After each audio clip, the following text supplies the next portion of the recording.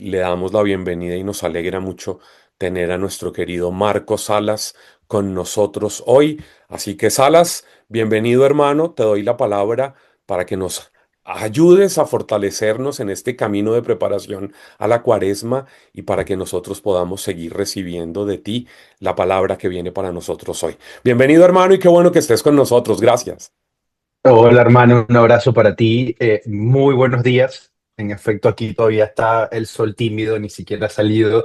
Así que, bueno, saludos desde Berkeley, California, esperando que estén muy bien. Me encanta ver algunas caras conocidas. Les abrazo en la distancia, qué bueno verles. Y bueno, Negrito, gracias a ti por la invitación para estar aquí y para compartir un poco esto y que juntos y juntas veamos, ¿no? Por dónde podemos hoy asumir este camino hacia el cual vamos apuntando en este tiempo litúrgico.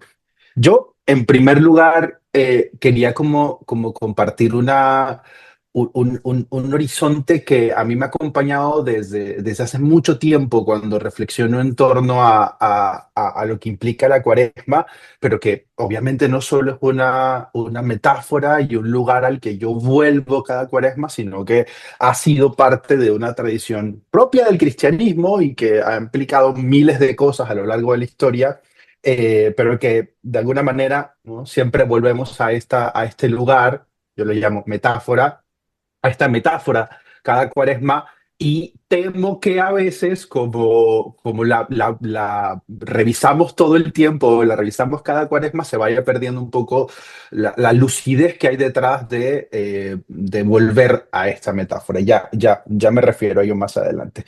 Pero antes de un poco hacer esta introducción, un poco proponerles como una palabra guía para todos nosotros en esta cuaresma, me gustaría que en el chat pudiesen poner qué palabras les evoca a ustedes el tiempo litúrgico de la cuaresma, ¿no? ¿Qué palabras vienen a ustedes? No frases, palabras concretas que ustedes digan: yo escucho esta palabra y esta palabra me recuerda mucho a Cuaresma, y así voy leyendo. Reencuentro, muy bien. Reconexión, ok. ¿Qué palabras les recuerdan a ustedes? Entrega, muy bien, ok. Salvación, uf, tremenda palabra, ok. ¿Algo más? ¿Qué palabra? ¿No? Reflexión, ok. Sencillez, va, eso está buena. Conversión, esa es una de las grandes palabras de la Cuaresma. Silencio, volver, ok. Muy bien, muy bien. Preparación, sanación, ayuno, amor, va. Espera, perfecto, muy bien.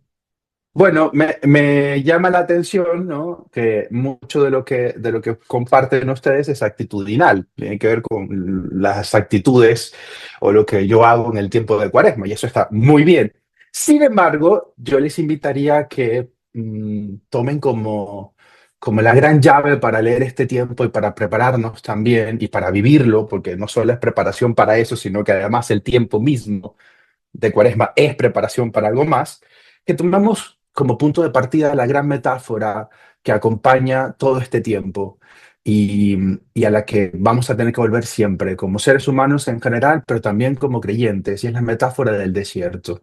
O sea, el desierto termina siendo para el pueblo y también para Jesús, y en este tiempo lo vamos a ir viendo durante toda la recapitulación litúrgica, no volver a esos textos del desierto.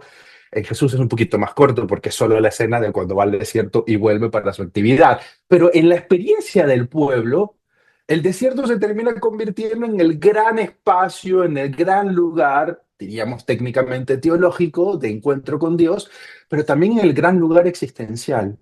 Y es la gran metáfora que les ayuda a comprenderse a sí mismos como pueblo en su relación con el Dios que les acompaña, que les sostiene, que se les revela como amigo, que se les revela como compañero de camino, etcétera. Y entonces el desierto ha servido, por eso les comentaba, para generar movimientos de espiritualidad, para generar incluso movimientos teológicos, para generar esta concepción que tenemos nosotros de el retiro como apartarse un momentico de la vida cotidiana para escuchar a Dios. Entonces el retiro, el desierto se convirtió en esa gran metáfora para nosotros de lo que implica la propia vida espiritual. Pero un poco volviendo hacia lo que quería comentarles, ¿no?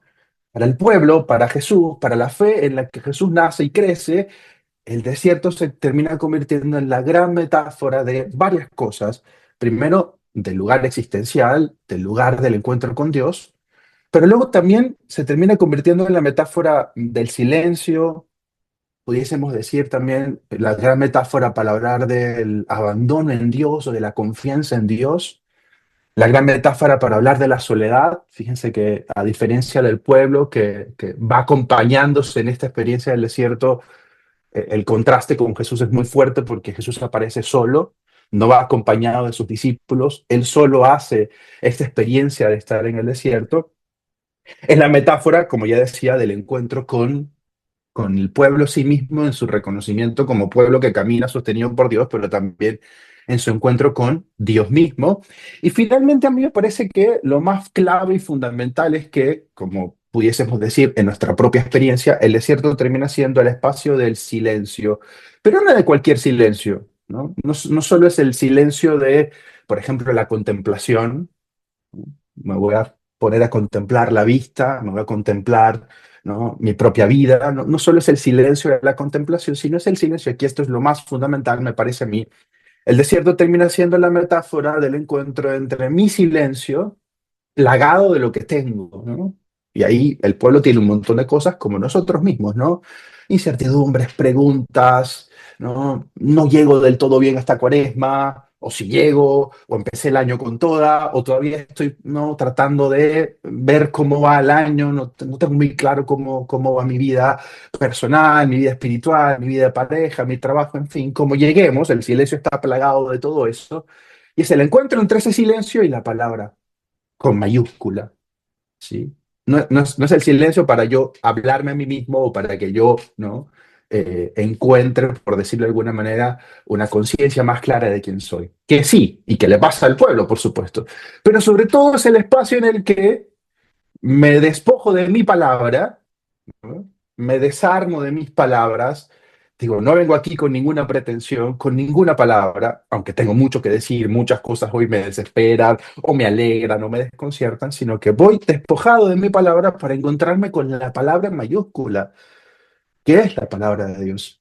Y a mí me parece que ese entrenamiento, específicamente hablando de este tiempo litúrgico, es por donde tendríamos que vivir.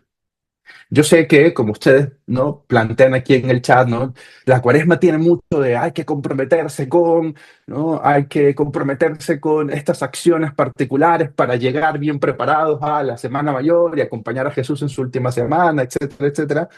Pero tal vez una invitación que a mí me gustaría proponerles es que el compromiso sea sobre todo con hacer espacios para el silencio. Repito, no para el silencio contemplativo, que ojalá lo puedan hacer, de contemplar la naturaleza, de irse a un parque, no escuchar la naturaleza, leerse un buen libro, un libro de poesía, qué sé yo. No solo ese silencio contemplativo, sino el silencio para decirle a Dios, mira, no traigo ninguna pretensión. No traigo mis palabras que además las conoces y que sabes que estoy pasando por esto, por esto y por esto, sino que me despojo de mis palabras para escucharte a ti, ¿no? Y para escuchándote a ti, ¿no?, volver a mi propia cotidianidad donde está todo esto pasando y renovar, ¿no?, esta, diríamos, esta sintonía contigo, ¿no? Por eso nos sorprende, por ejemplo, a mí me parece esta idea de ser eco de la palabra en mayúscula, ¿no? Como un poco piensa Juan el Bautista. No, yo no soy la palabra, ni soy la luz, no, yo solo soy un eco de quien viene detrás de mí, ¿no? Que ustedes también puedan hacer eco de una palabra que es más amplia, eh, que abre caminos, ¿no?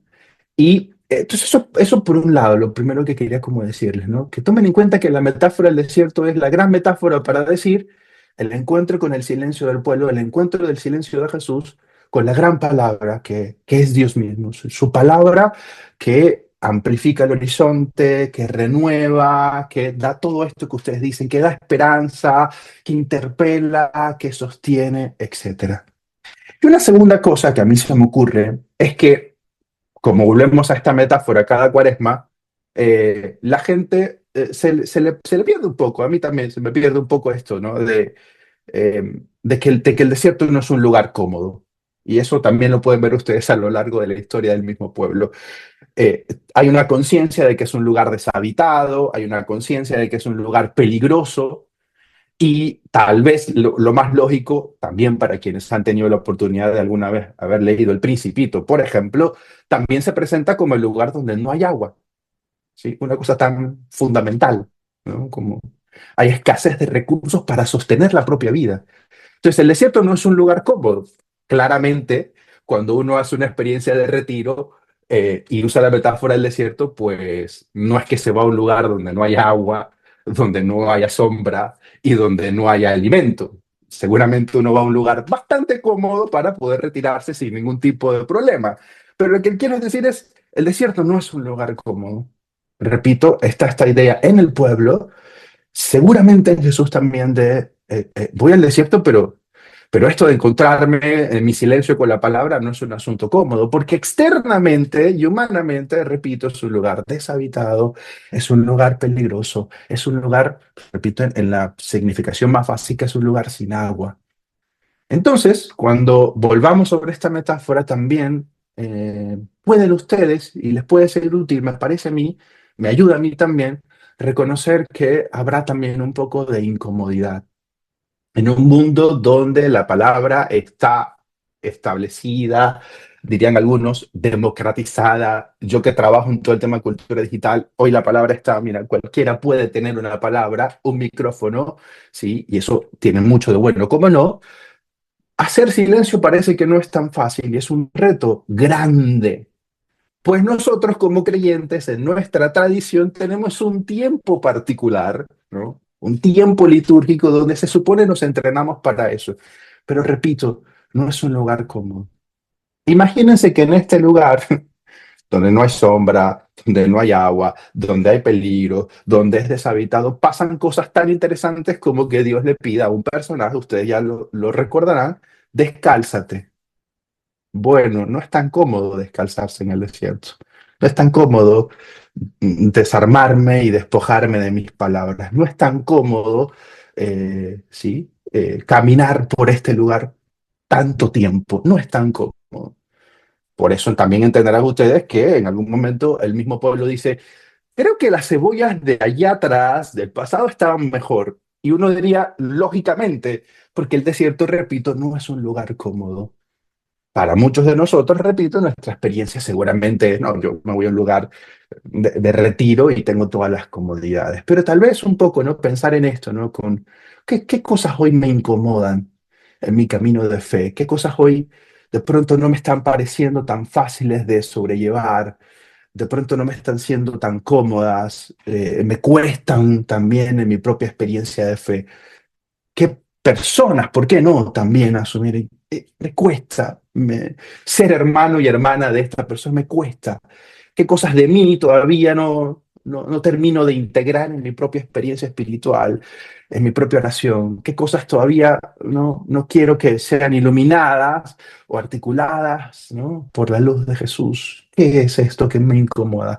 Tal vez recordar eso que me incomoda y tenerlo presente va a ser fundamental para también, ¿no? Transitar por este desierto y transitar por este camino como lo hace el pueblo, ¿no? Y finalmente, ¿no? Aquí sintetizo, el desierto, repito, es la metáfora que el pueblo usa para hablar de su silencio y el encuentro con una palabra más grande, pero también es una metáfora incómoda que les recuerda todo esto que vivieron en un lugar, repito, que no era un gran resort ni que era, ¿no? Un espacio maravilloso con todos los recursos a la mano.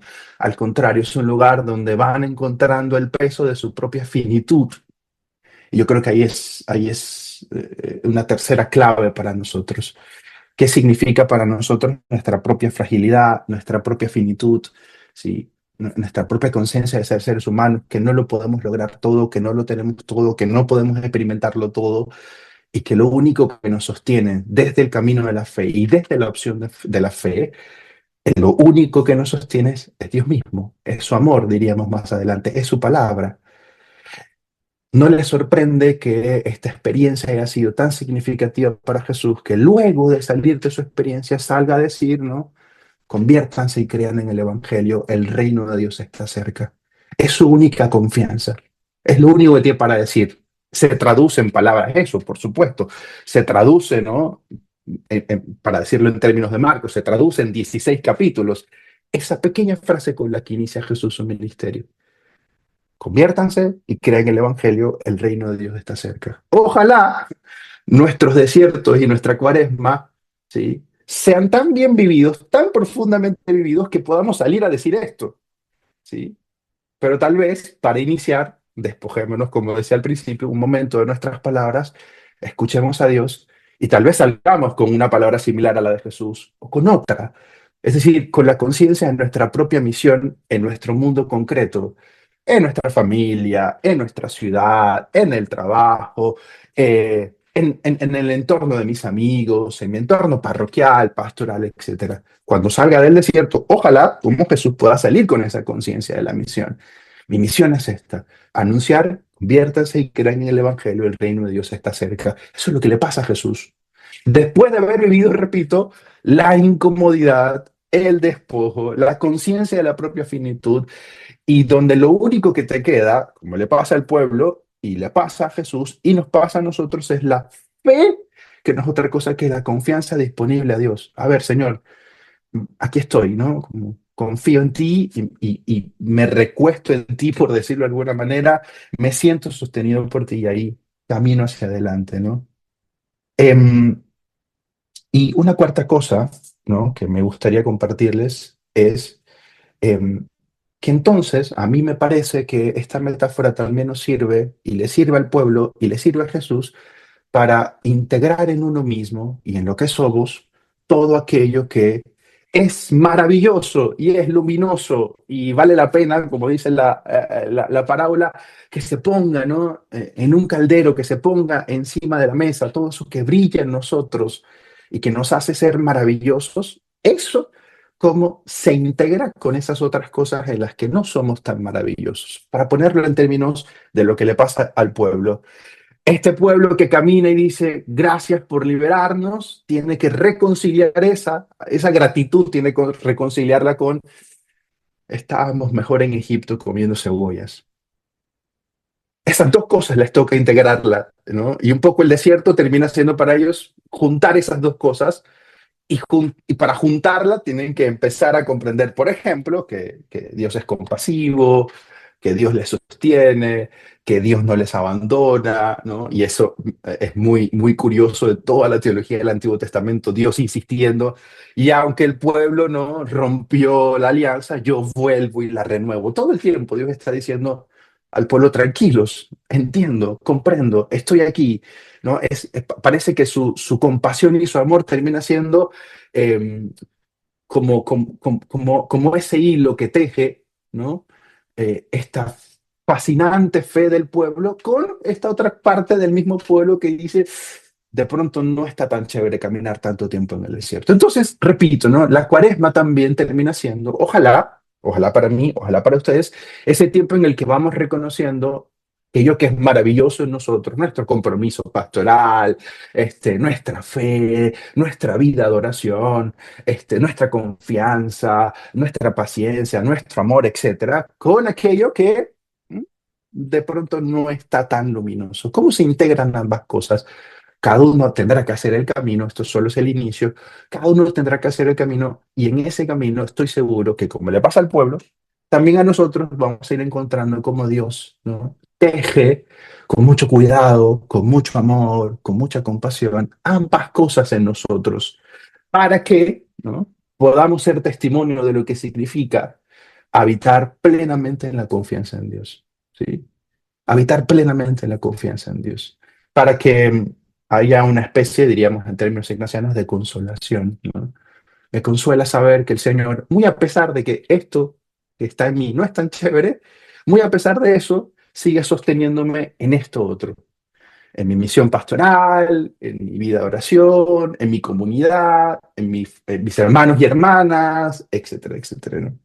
Entonces, bueno, yo creo que será como los cuatro puntos que a mí me parecían como más importantes, los sintetizo de nuevo. Primero, entender el desierto como la gran metáfora que nos acompañará en esta cuaresma, y es la metáfora del encuentro entre mi silencio, el silencio del pueblo, el silencio de Jesús, con la gran palabra de Dios que abre el horizonte, que sostiene, que acompaña, etcétera, ¿no? En esa misma conciencia del desierto es cuando el pueblo dice: lo que me sostiene no solo es el pan, también me sostiene la palabra que sale de la boca de Dios. En ese contexto es donde nace esta conciencia también del pueblo, ¿no? Segundo, el desierto como una metáfora en donde yo me reconozco en mi propia finitud. Repito, no es una metáfora cómoda, no es un lugar cómodo, ¿no? Es un lugar deshabitado, peligroso, y repito, en su significación más básica, es un lugar donde no hay agua, donde no hay recursos para vivir como ser humano. Y ahí uno puede hacer la experiencia también de cuáles son, ¿no?, mis propias sensaciones de incomodidad con las que inicio esta cuaresma, en las que espero que el Señor me sostenga, ¿no? Que espero que el Señor transforme también, que espero que el Señor, ¿no?, traspase con su palabra que consuela, ¿no?